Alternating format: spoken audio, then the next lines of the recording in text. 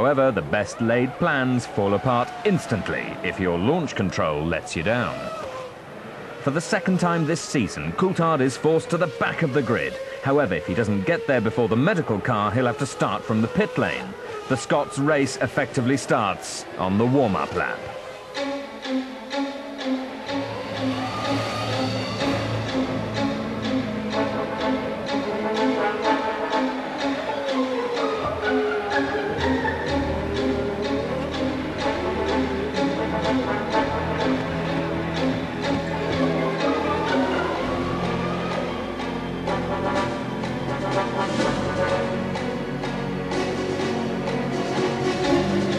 He's made it.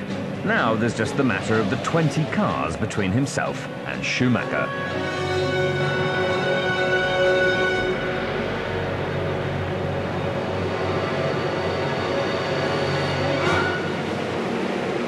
The new poleman is away well.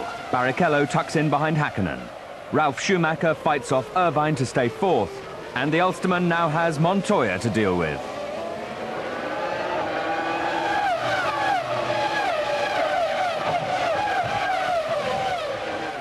Thankfully, everybody has got through the first few corners safely, but the Grand Hotel hairpin is the acid test. There's little room for manoeuvre around here, and it doesn't get any easier further on. Nick Heidfeld is the Armco's latest victim. Another former F3000 champion is running fifth.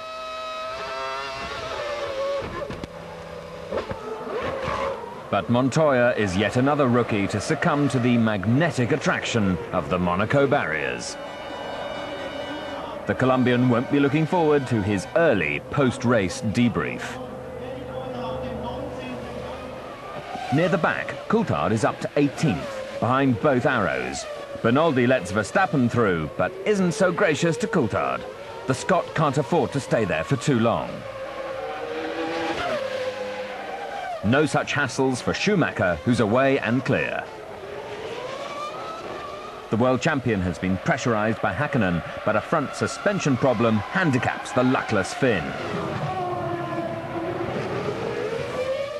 Häkkinen lets Barrichello through into second. Adrian Newey and Ron Dennis find it hard to deal with another Häkkinen retirement. He's only scored 4 points so far this season.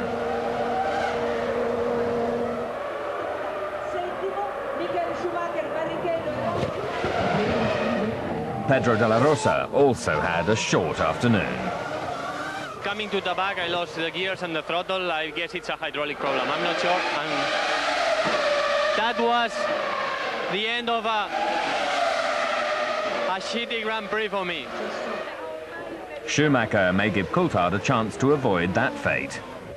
Ignore the blue flags, ignore the blue flags, but keep pushing, keep pushing.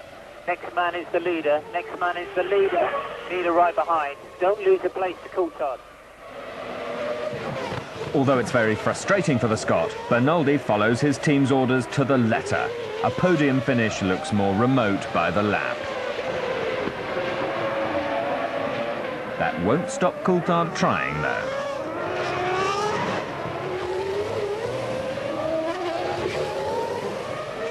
Trulli is also putting maximum effort into his defence of fifth place, but it's all for naught. Not the sort of seaside barbecue Eddie Jordan likes. Coulthard's temper may also be ready to boil over. Can he use Irvine to finally pass Bernoldi? Yet again, the Brazilian frustrates the Scot. I was calling to the team to have him disqualified for having a bad dress sense and a dodgy haircut, because I couldn't think of anything else. Villeneuve will be far more content as he looks on course to pick up more points. Fisichella could score his first of the season. Flavio Briatore is understandably tense as Fisichella starts another lap. And almost immediately ends his race. Yeah, I lost the hydraulic pressure in downshift, so I lost the control of the car and spun off. A sight for sore eyes for McLaren. Bernoldi is in for his first and only stop.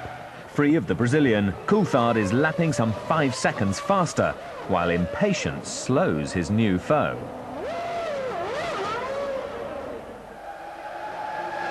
A bad line is even more costly for Heinz-Harald Frentzen. That's Jordan's second consecutive double retirement.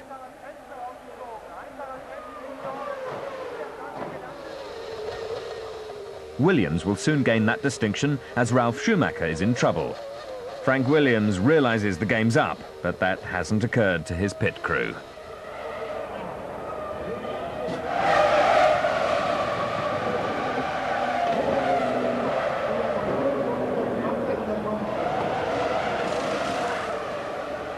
It's not all doom and gloom for the Schumachers, as Michael takes his 4th win of the season.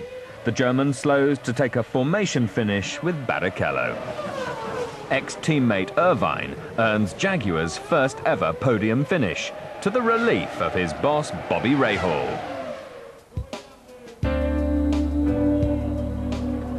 The British team still has a long way to go before they can threaten Ferrari, who claim their second 1-2 of the season. Schumacher's good friend Jean Alesi has claimed his and Prost's first point of the year, but you can't fit a donut in La Rascasse. Ahead of the ecstatic Frenchmen were Дэвид Култард and Jacques Villeneuve. Although it could have been much more, those 2 points could prove extremely valuable to the Scots Championship Challenge. In the meantime, Schumacher can let his Monaco victory sink in with the aid of a little champagne. Victory always tastes sweeter at Monaco.